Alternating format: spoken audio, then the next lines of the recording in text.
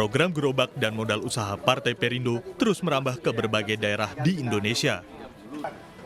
Di Kota Palu, Sulawesi Tengah, gerobak dan modal usaha diberikan kepada pedagang mie ayam Wadiman yang merasa terbantu dengan program andalan Partai Perindo ini. Alhamdulillah, ini semua hanya Partai Perindo dah yang mau peduli sama rakyat kecil.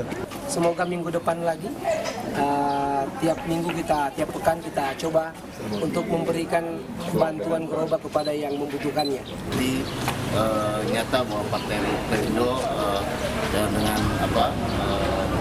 visi proses sejahteranya ini dalam rangka peningkatan ekonomi rakyat kecil.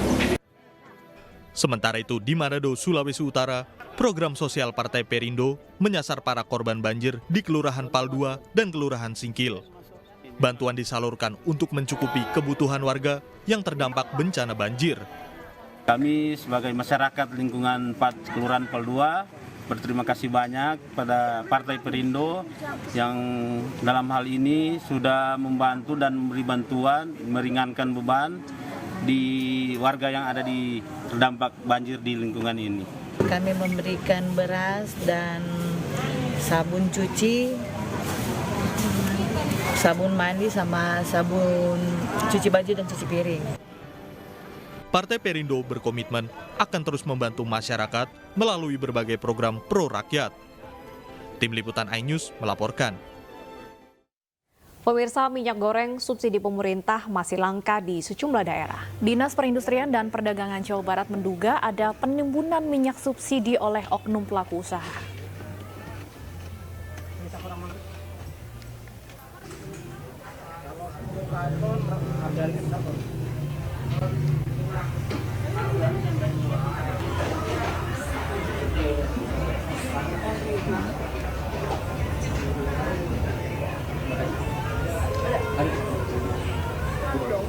Kalau minyak beras bandingnya 2:1. 2:1. Keluarin ya.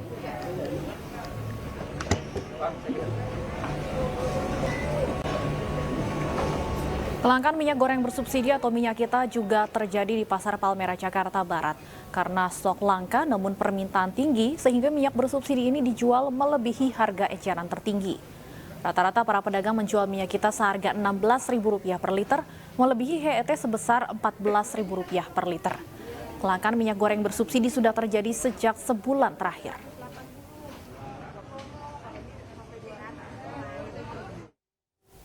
Minyak goreng subsidi pemerintah masih langka di sejumlah daerah. Dinas Perindustrian dan Perdagangan Jawa Barat menduga ada penimbunan minyak subsidi tersebut oleh oknum pelaku usaha.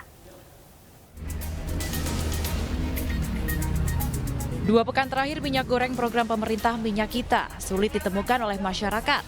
Di pasar tradisional banyak kios tidak menjual minyak subsidi tersebut akibat kehabisan stok dari distributor. Hasil penelusuran Disperindak Jawa Barat dan Polda Jawa Barat menduga adanya oknum pelaku usaha yang menimbun minyak subsidi pemerintah di tengah kelangkaan. Bahkan masih banyak penjual yang memasang harga di atas HET. Dan tadi saya bilang, kalau sisi produksi menurut saya sih aman, karena tadi sistem yang berjalan untuk ekspor kemudian demo udah berjalan begitu ya. Nah ini di tengah ya pelaku usaha. Jadi tadi saya bilang, pelaku usaha mari kita sama-sama jangan memanfaatkan kesempatan apalagi menghadapi HBK ini kan biasa ya. Dan untuk mengetahui ketersediaan minyak goreng subsidi di sejumlah pasar, sudah bergabung bersama kami Yola Duyanti di Pasar Palmerah dan Irfan Budiawan di Pasar Sederhana Bandung. Kita ke Yola terlebih dahulu pemirsa. Yola, apakah di Pasar Palmerah minyak goreng subsidi langka? Ya, selamat siang Deta, Stefani dan juga pemirsa. Memang di tempat kami melaporkan pada siang hari ini, yakni di Pasar Palmerah, Jakarta Barat, bahwa para pedagang di pasar ini mengaku terkait kelangkaan dan juga mahalnya minyak goreng bersubsidi, yakni Minyak Kita.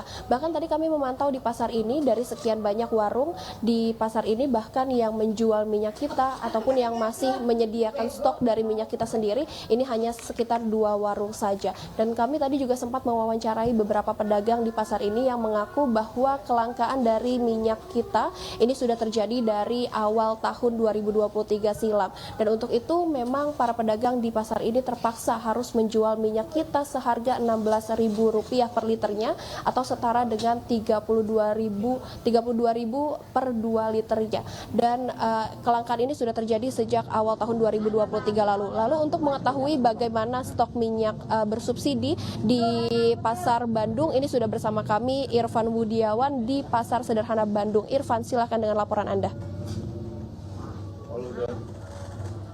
Ya, Yola dan juga pemirsa di Pasar Sederhana Kota Bandung untuk penjualan minyak goreng bersubsidi dengan merek minyak kita terpantau juga sama mengalami kenaikan Rp2.000 dari harga eceran tertinggi yaitu Rp14.000. Hal ini disampaikan oleh para pedagang dirasakan mulai 1 bulan terakhir. Selain harga yang tinggi, stok pun juga berkurang dan stok pun baru ada 1 hingga 2 hari ini. Akibat naiknya harga minyak bersubsidi dengan harga yang dijual Rp16.000, para pedagang mengeluhkan banyaknya protes dari masyarakat yang menyatakan adanya perbedaan antara harga jual dan juga harga yang tercantum di kemasan yaitu Rp14.000 per liter. Hal ini juga disampaikan oleh para pedagang seperti yang bisa Anda lihat di kemasan ini tercantum Rp14.000 namun dijual Rp16.000. Hal ini diakibatkan harga yang didapatkan langsung dari distributor. Dari Pasar Sederhana Kota Bandung kita kembali ke studio bersama Deta dan juga Stefani. Baik, terima kasih Irfan dan Yola melaporkan langsung dari Jakarta dan Bandung, Jawa Barat. Selamat bertugas kembali. Daerah Istimewa Yogyakarta menjadi tuan rumah ASEAN Tourism Forum atau ATF 2023 yang digelar 2 hingga 5 Februari 2023. Kota yang dikenal sebagai kota pelajar dan 1000 kenangan ini tengah bersiap menyambut tamu dari negara-negara ASEAN. Dan pemirsa, informasi ini akan menutup jumpa kita dalam iNews siang hari ini. Saya Bernadetta Ginting. Dan saya Stefani Patricia pamit undur diri. Selamat siang dan sampai jumpa.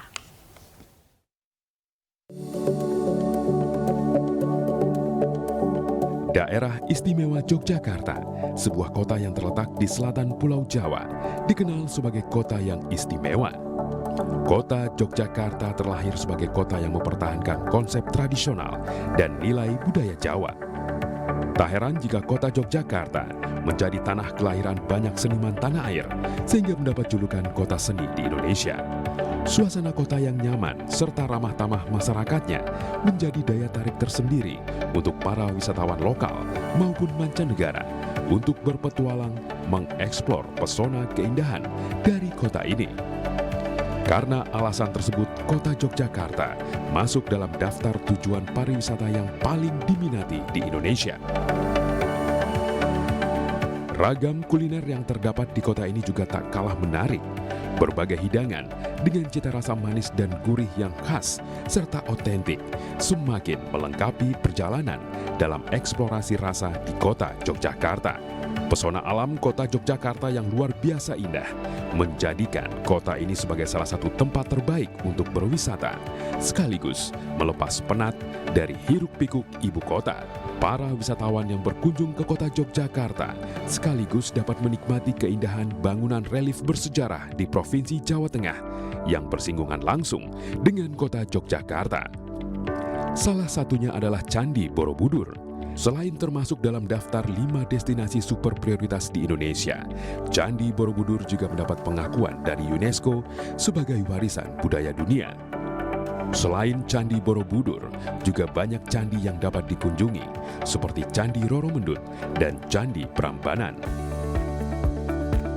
Dikenal sebagai salah satu ikon pariwisata kota Yogyakarta, Candi Prambanan kali ini menjadi lokasi pembukaan ASEAN Tourism Forum ATF 2023. Tidak hanya itu, Travel Exchange ATF 2023 juga digelar di Jogja Expo Center. Forum yang mengusung tema ASEAN, A Journey to Wonderful Destination ini berlangsung pada tanggal 2 sampai dengan tanggal 5 Februari 2023, dihadiri oleh delegasi dari negara-negara ASEAN, negara mitra ASEAN Plus 3, dan beberapa organisasi internasional lainnya. Kami full team di sini meninjau kesiapan ATF 2023 ASEAN Tourism Forum yang akan digelar tanggal 2, 3 sampai 4 sampai 5 Februari di Yogyakarta.